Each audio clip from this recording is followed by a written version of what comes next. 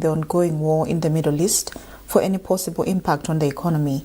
Reserve Bank of Malawi Director of Financial Markets, Esther Machado, disclosed this during a monetary policy technical meeting convened to discuss the recent reduction of the policy rate from 26% to 24%. Machado said the central bank has taken a cautious approach as pressures on the exchange rate and geopolitical tensions persist. Trust Officer with the details. During its first monetary policy committee meeting held on 4th and 5th March, the central bank reduced the policy rate by 200 basis points, a move some analysts have described as cautious but commendable amid ongoing tensions in the Middle East. RBM Director of Financial Markets, Esther Machado, has since said the bank will continue monitoring the global trends. The data for now called for a cautious approach, and hence the reduction, which is still tight because it's just 200 basis points. It's at 24, but still it's a signal to say things are improving.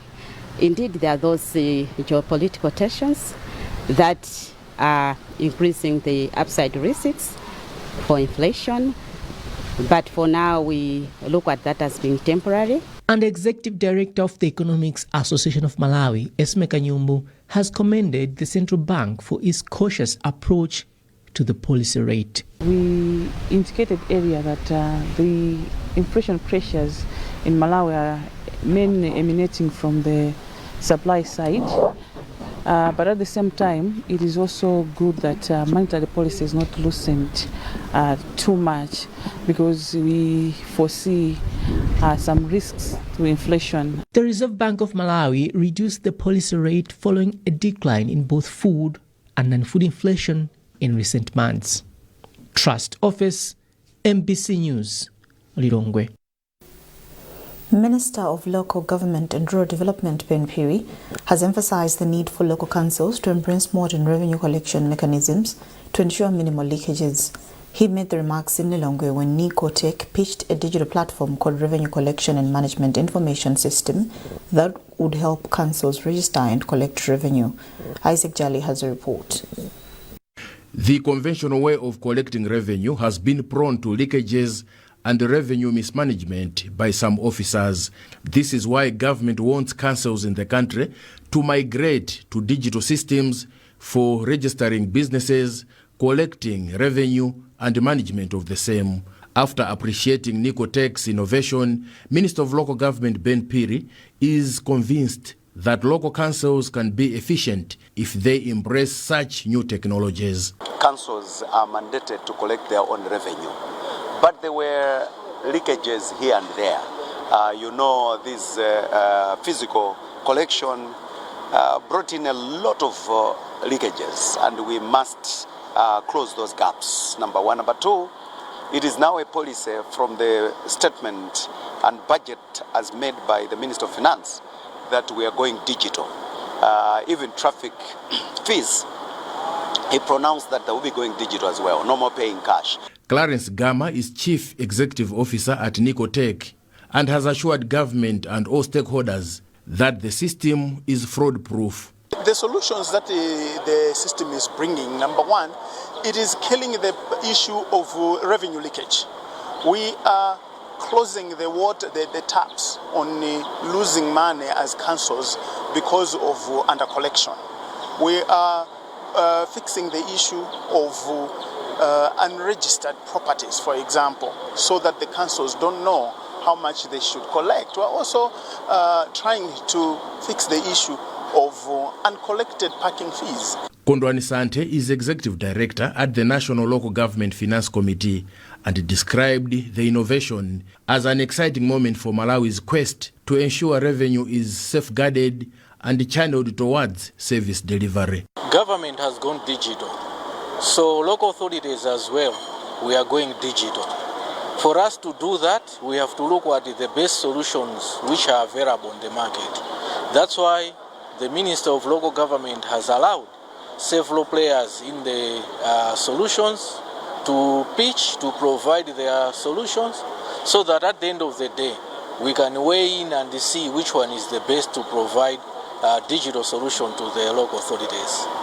Through the system, business people will be able to settle their rates or taxes to their respective councils using mobile phones, while central government will be able to monitor performance of local councils in revenue collection through a dashboard and decide how to support those sluggish. Isaac Jali, MBC, Lilongwe. The Department of Disaster Management Affairs DODMA has distributed relief items to families affected by floods due to rising water levels in Shire River and Lake Malawi in Mangochi. According to authorities at Mangochi Municipal Council, a total of 323 households from Kalungu Ward have received the relief items as they wait for more support. Francis Banda has filed this report, read by Owen Mavula. Barely a few days after Mangochi Municipal Council officials visited households that have been affected by rising water levels in the Shire River, the Department of Disaster Management Affairs DODMA has stepped in and distributed food relief items to 323 affected families from Kalungu Ward. The affected families have received a 50-kilogram bag of maize, 3 kilograms of beans and other kitchen items each.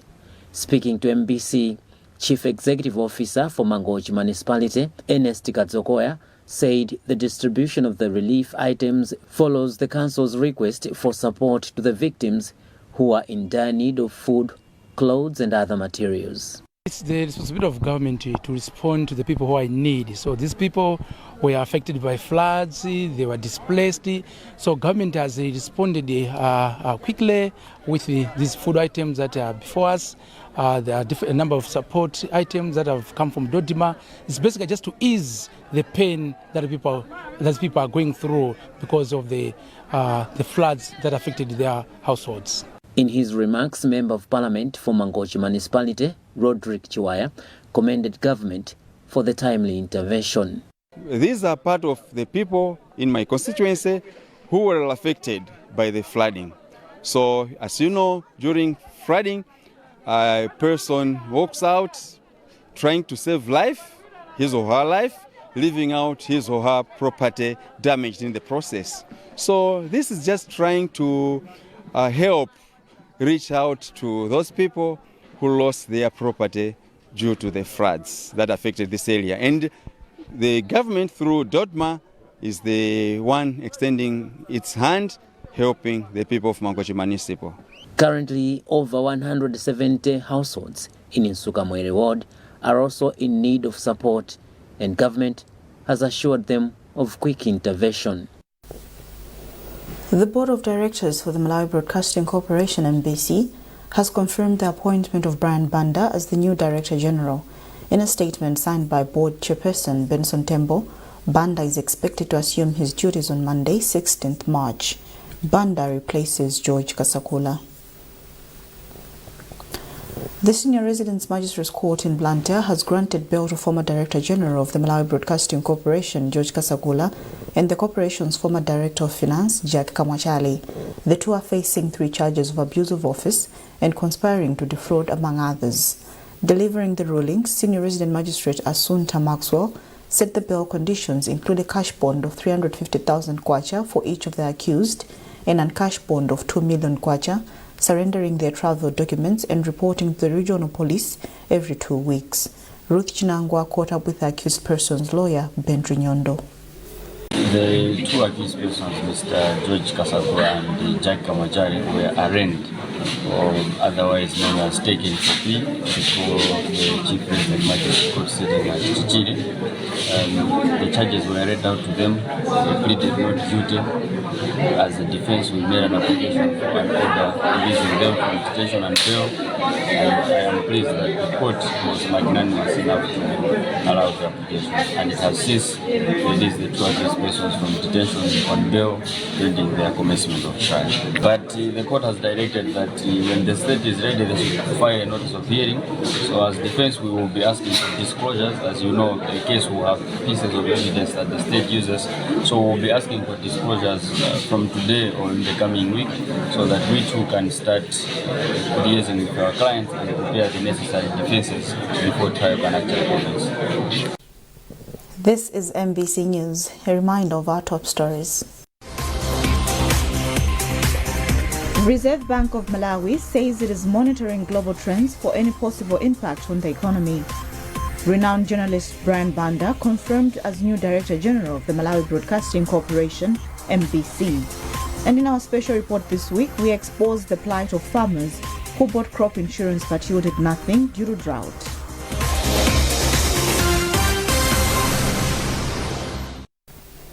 Welcome back.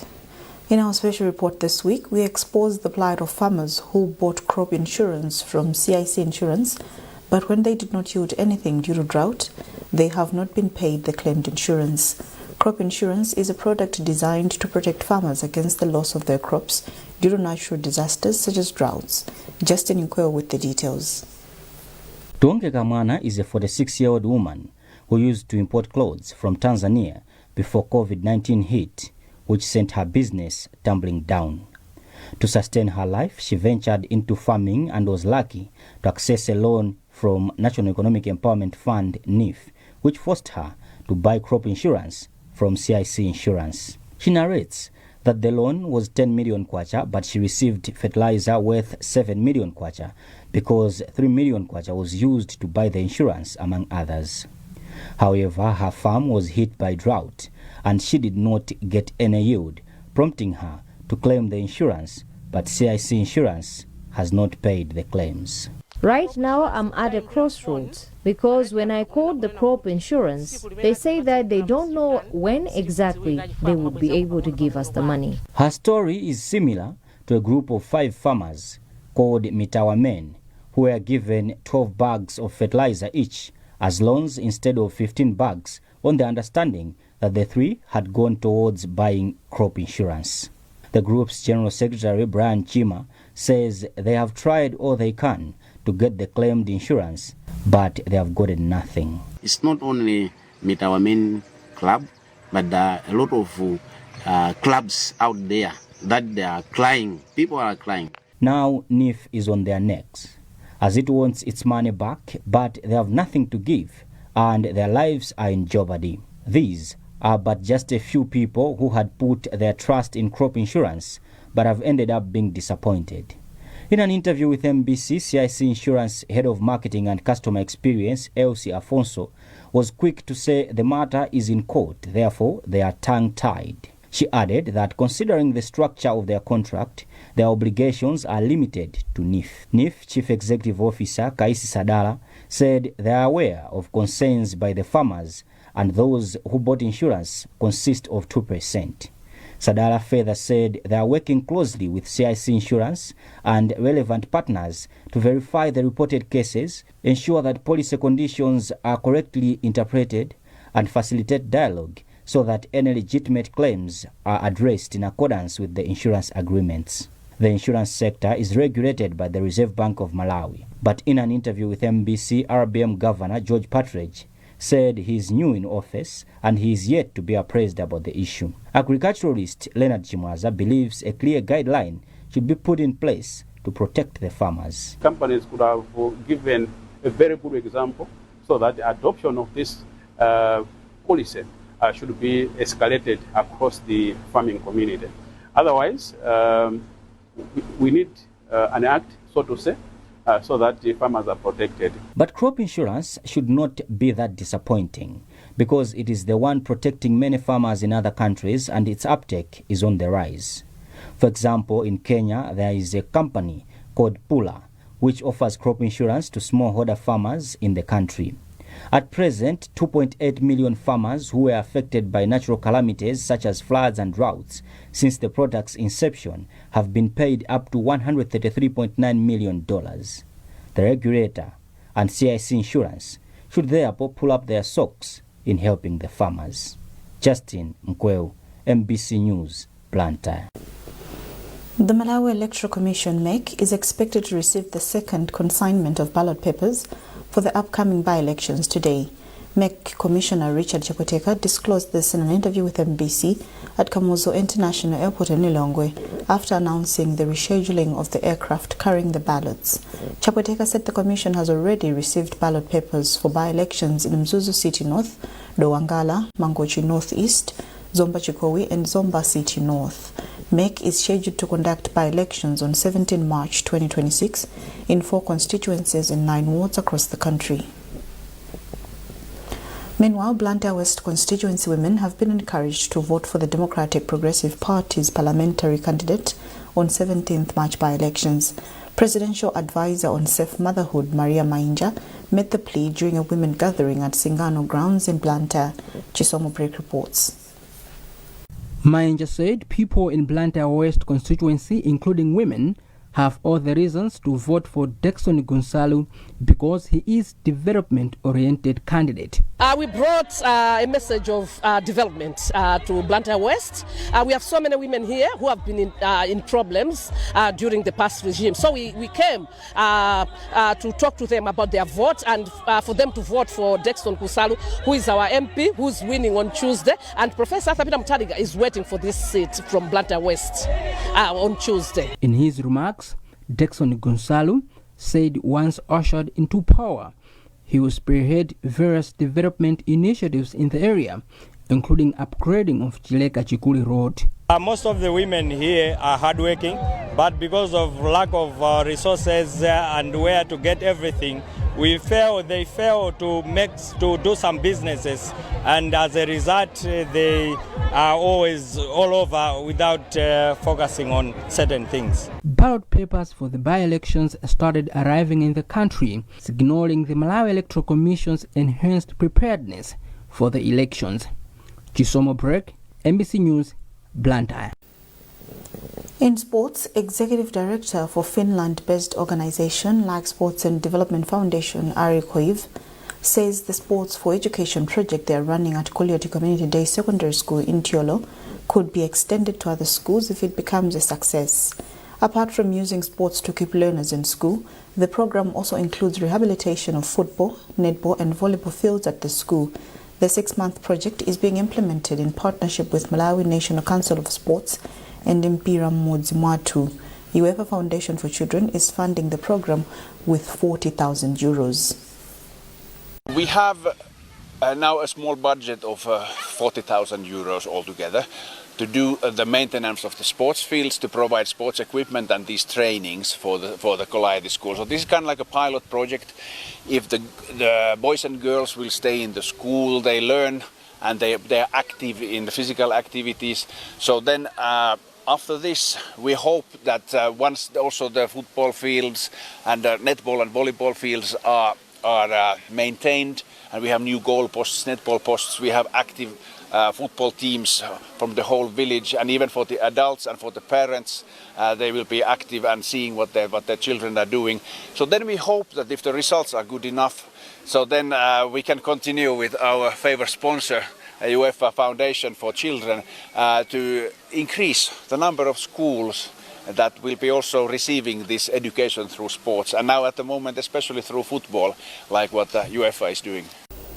Well, that item also concludes this edition of MBC News. A reminder of our top stories before we leave. Reserve Bank of Malawi says it is monitoring global trends for any possible impact on the economy.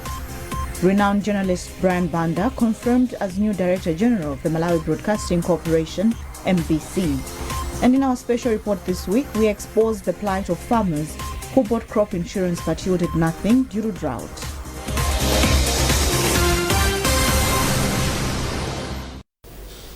Keep up to date with our news coverage on our digital pages by scanning the QR code at the top right corner of your TV screen. You are with me, Opili Kaisa. Thanks for watching. Have a lovely morning.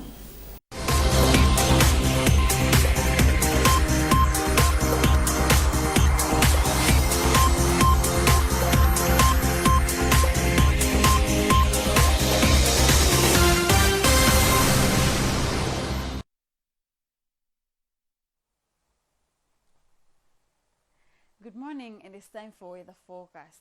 Heavy rains are expected in some areas over the central as well as the southern part of the country, coupled with strong winds starting from Sunday, 15th March 2026, which may lead to possible flooding in some areas.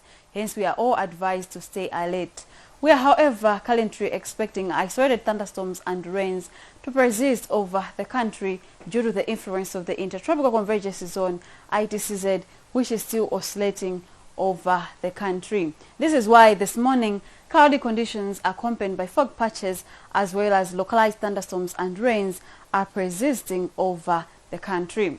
Temperatures are also still feeling mild this morning over most areas in the south, the central as well as the northern part of the country.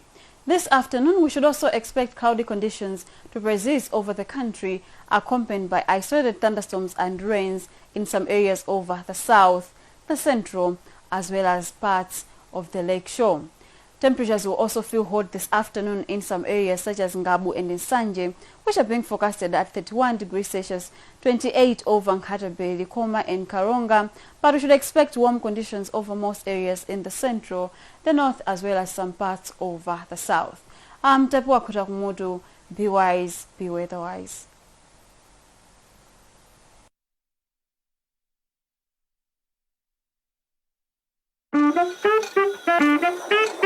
This team, Mbola, Mene, muli Nkhani zeni. Nkhani zokutino muzitsate bwino bwino. Nkhani ngandonena kuti khandi kupanga chibwezi mnyamata iko zakafolo. Ndeti napita maloneka kuti tikatani kuti tikachezi.